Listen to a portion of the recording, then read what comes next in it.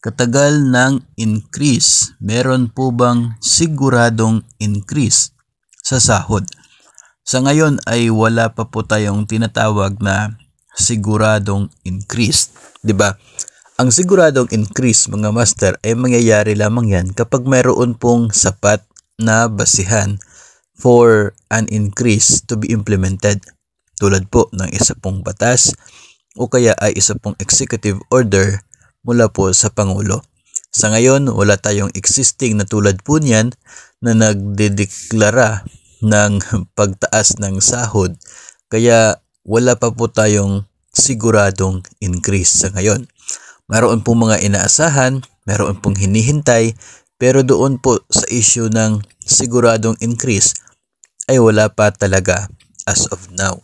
Kung maglalabas po ang Pangulo ng isang executive order at yung increase ay mangyayari, for example, 2024, 2025, 2026 at 2027, then pagpasok ng 2025, masasagot natin na talagang meron tayong siguradong increase kasi meron na pong executive order for that purpose. Kung pagpasok ng 2026 at 2027, masasabi natin meron tayong siguradong increase on those years dahil merong executive order. Pero hanggat wala pong executive order na mag-i-effect sa mga particular na mga taon o period of time, ay wala po tayong tinatawag na isang siguradong increase.